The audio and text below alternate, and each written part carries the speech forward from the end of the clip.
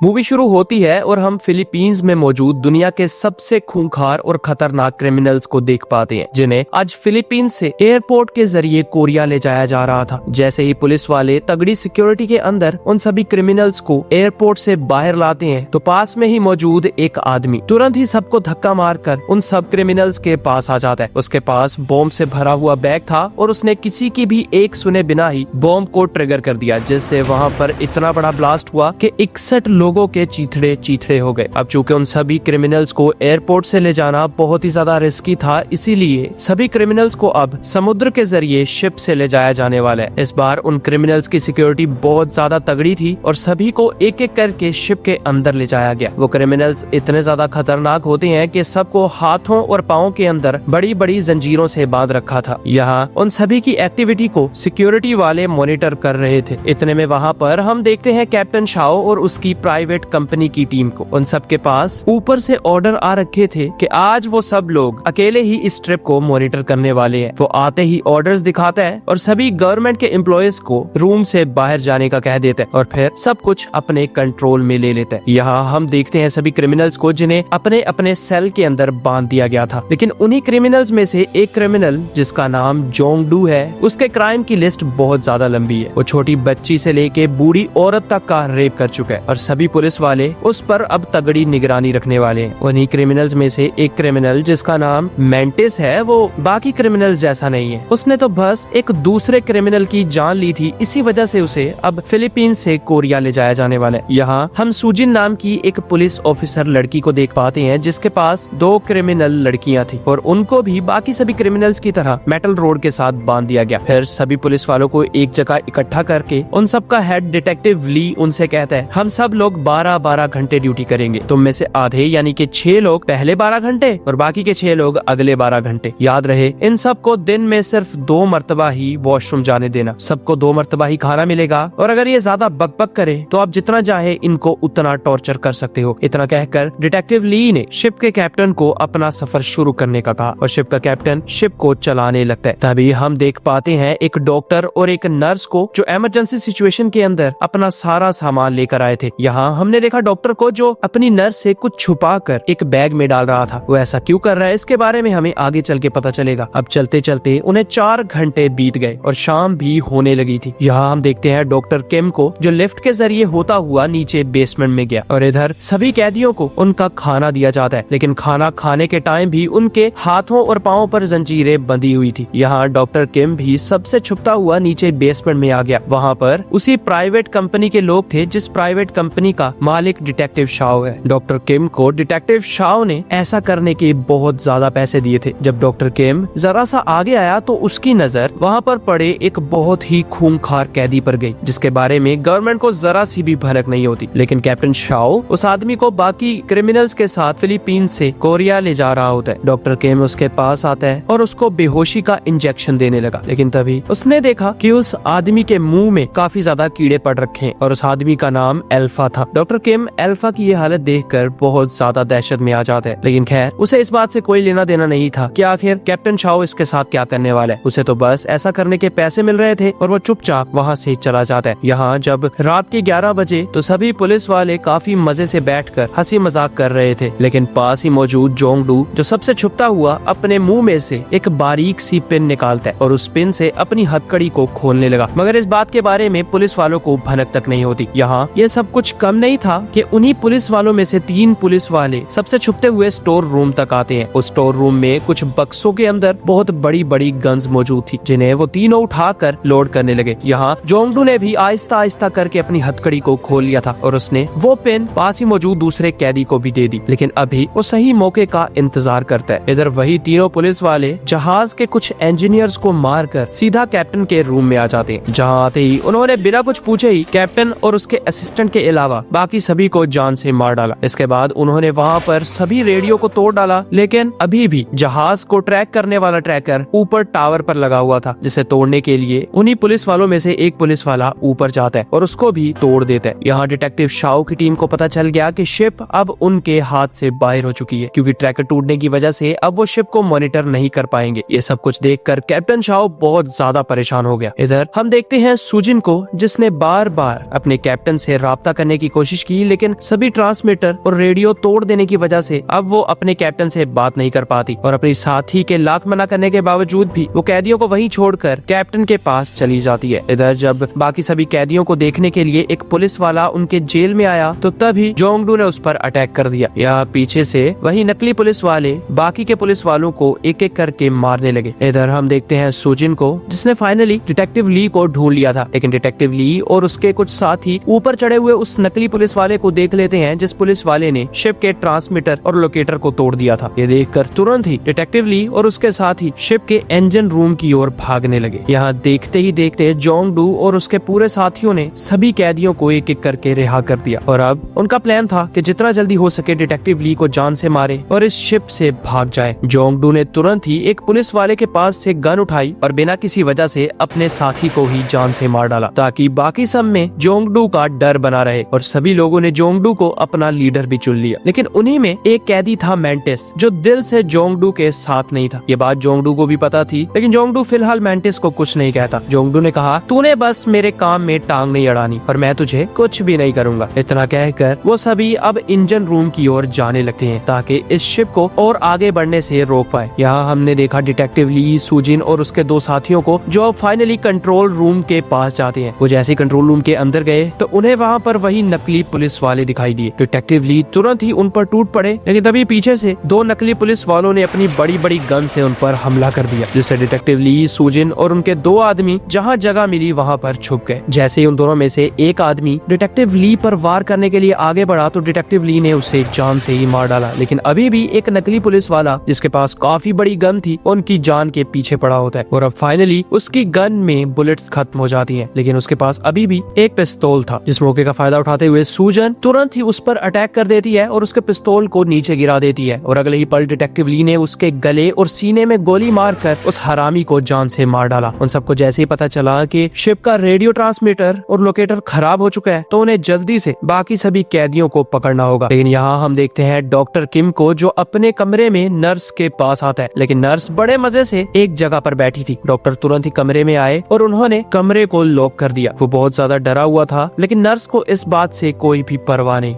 इधर फाइनली जोंगडू और उसके पूरे क्रिमिनल साथी नीचे इंजन के पास आ जाते हैं। वहाँ पर मौजूद इंजीनियर्स को एक एक करके मारने लगे, लेकिन एक इंजीनियर जानबूझकर जोंगडू को कहता है, अगर तुमने मुझे मार दिया तो शिप तबाह भी हो सकता है। इधर हम देखते हैं डिटेक्टिव ली को, जो फाइनली अपने बचे हुए पुलिस वाले साथियों को ढूंढ ही लेता है और उन सबको अपने पीछे इंजन रूम तक चलने का कहा। इधर जब बाकी सभी लोगों ने जोंगडू को कहा कि ये इंजीनियर बोल रहा है कि अगर तुमने इसे मार दिया तो हो सकता है शिप तबाह हो जाए, तो इसीलिए जोंगडू को उस इंजीनियर पर गुस्सा आया और एक चाकू से उसकी गर्दन पर वार करने लगा। लेकिन तभी मेंटिस ने जोंगडू के हाथ को पकड़ लिया और बड़ी आसानी से उसके हाथ को पीछे कर देता है। लेकिन तभी वहाँ पर डिटेक्टिव ली आए, जो उन सबको अपनी अपनी जगह पर रहने का बोलते हैं। लेकिन जोंगडू कहता है, अरे यार डिटेक्टिव, तू कितना घटिया आदमी है, तू हमें चैन से कुछ भी नहीं करने देता। तभी वहाँ पर एक कैदी तुरंत ही उठा और डिटेक्टिव को कहता है कि मैं जोंगडू के साथ नहीं हूँ, और तुरंत डिटेक्टिव के पास जाने लगा। लेकिन पीछे से जोंगडू के एक साथी ने उस क्रिमिनल को गोलियों से भून दिया, जिस वजह से डिटेक्टिव ली को बहुत ज्यादा गुस्सा आता है और वो सभी लोग अब एक एक करके नीचे आ जाते हैं। डिटेक्टिव ने अपने सभी लोगों से बोला कि कोई भी शूट नहीं करेगा, क्योंकि ये इंजन रूम है और यहाँ कदम कदम पर खतरा है। देखते ही देखते उन सब की आपस में फाइट शुरू हो जाती है, जिससे काफी पुलिस वाले और काफी क्रिमिनल्स मारे गए। लेकिन तभी उनके फाइट के दौरान हमने देखा अल्फा को, जो देख नहीं सकता था लेकिन शरीर का बहुत मजबूत आदमी था। उस पर कैप्टन शाओ ने बहुत ज्यादा एक्सपेरिमेंट कर रखे थे, जिस वजह से अब वो इंसान तो बिल्कुल भी नहीं होता। वो एक एक करके वहाँ पर मौजूद पुलिस वाले और कैदियों को जान से मारने लगता है, जिसे देखकर सब लोग यहाँ वहाँ भागने लगे। लेकिन उसने देखते ही देखते कुल 25 लोगों को जान से मार डाला। उस पर गोलियों का कुछ असर नहीं हो रहा था और तो और वो काफी फुर्तीला भी होता है। इधर हम देखते हैं जोंगडू को, जिसने AK-47 उठाई और उस पर लगातार गोलियां चलाना शुरू कर दी। लेकिन अल्फा को तो कुछ नहीं हुआ,